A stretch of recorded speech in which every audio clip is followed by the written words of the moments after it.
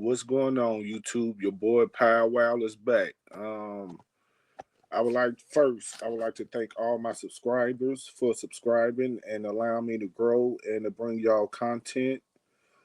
I really appreciate y'all coming through and watching me. And for the new watchers, please like, share, and subscribe. But I'm about to jump into this. Now, with this Naziah Harris case, it's a lot of moving pieces, and we have heard them talk about birthday parties, how Jarvis Butts tried to touch others there and everything, and it didn't happen. But the crazy thing about it is, Naziah reached out and asked for help in 2022, which is crazy that it went this far. And then something unnecessarily happened. The unaliving of her. If CPS would have done their job when people in the Zaire family reached out to them and said, okay, it's some stuff going on in the house. I heard from Naziah and another person saying that Jarvis Butts touched him. But in case y'all think I'm capping, let me let y'all hear this. I tried not just once, but multiple times for them to take me serious in what I was saying. Kiwana Morton and her cousin Jernell are both relatives of Naziah Harris. In February of 2022, Jernell says she learned of allegations of improper touching involving Butts and other small children. She says she was told about the claims while talking to her niece, Jarvis Butts' girlfriend, and that the alleged victims were Naziah Harris and two other children. I was just like, oh my God, I was not crazy. This needs to be looked into. She says she took the claim seriously in part because Butts was on the sex offender registry, having spent more than 8 years in prison for third-degree criminal sexual conduct.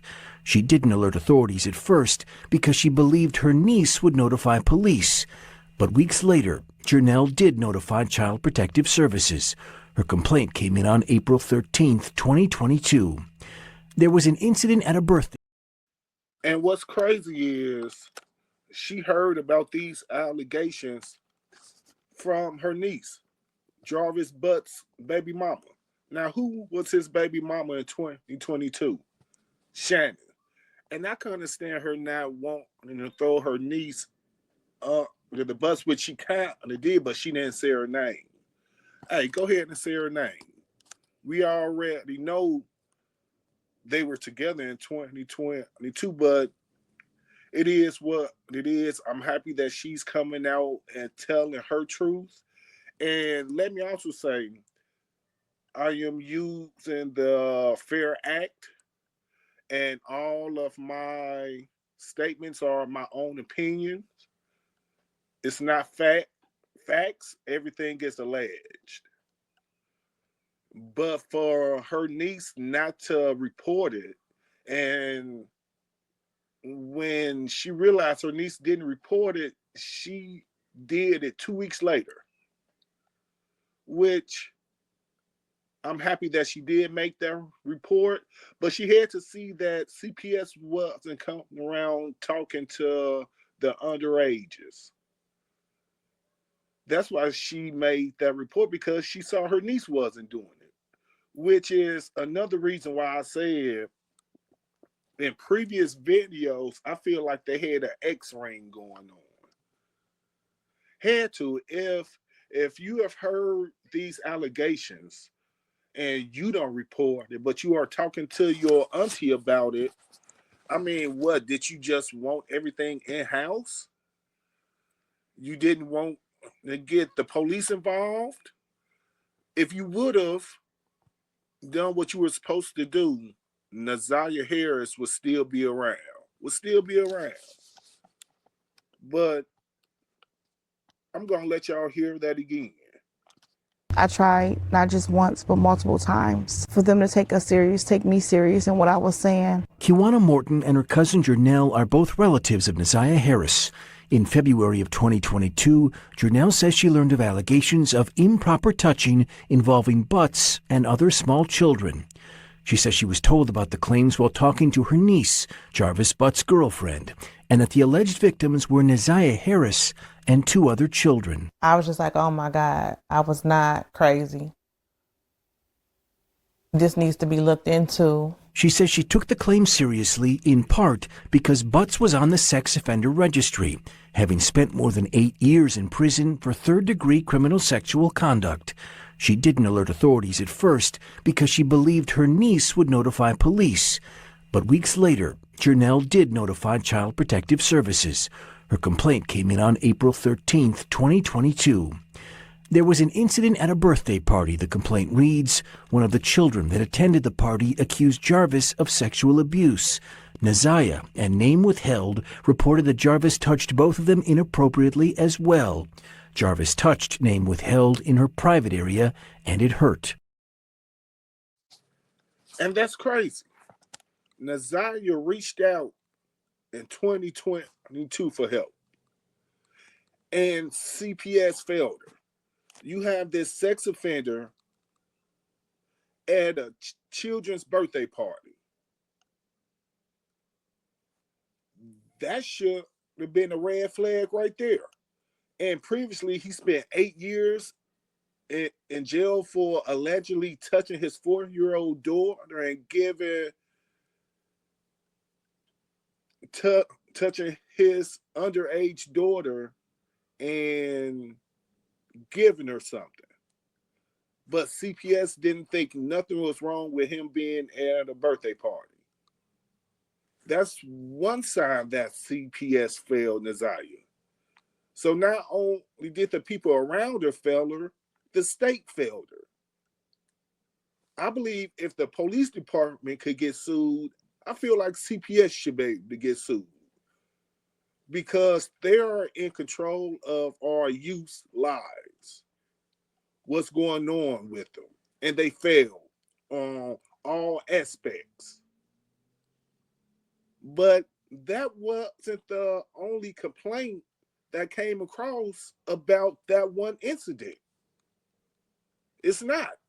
Another relative spoke out. Complaint filed with CPS, naming Jarvis Butts. And it wasn't easy for me to call Protective Services just because of the horror stories that you hear. Kawana Morton said she heard about the same allegations against Butts from a conversation with his girlfriend. 2 months after her cousins called to CPS, she would file her own complaint. I told them that there's a problem and they need to be aware of it. I am 90% sure that there's sexual abuse going on within the home. Did you specifically mention Jarvis by name? Yes, absolutely. Internal CPS records we obtained show that investigators looked into that complaint, conducting a face-to-face interview with Butts, who strongly denied the allegation. A forensic interview was conducted with the alleged victim, and no disclosures were made. CPS.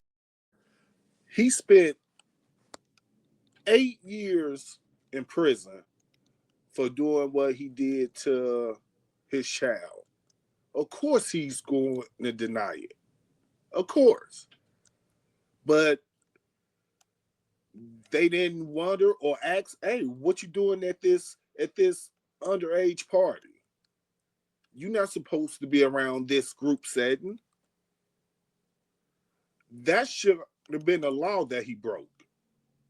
And it had to be. And then the grandmother constantly said, and Shannon constantly said, oh, he wasn't around no kid, no underage. But he was at the party, which means he was around underages. So Neziah spoke out in 2022. And then just a little over a year after all of these complaints came out, this happened to Neziah. Y'all tell me how the system did not fail her. And someone left a comment saying, so what are y'all going to do when when this case is over. I'm going to constantly look for injustice. That's what I'm going to do. There are a lot of underages that are being failed by some part of the government. And unless we don't speak out, this is going to constantly happen. It's not going to stop. So the better question is, what are we going to do as a community after we get justice for Nazaria? What are we going to do to try to help the situation? I know what I'm going to do. I'm going to constantly speak on issues like this, regardless of how hard it hurts, how much it hurts, because it has to be spoken on. Hey, but I was just bringing awareness back to this because I refuse to just let this go under the rug and only talk about celebrities, because that's what's going to get people likes and shares and everything. I'm going to constantly talk about this until we get justice for her. I want to do the right thing by Nazaria, regardless of what anyone else is going to do. But y'all, please hit the like, share, subscribe button. And once again, I like to thank my subscribers. But I'm out. One.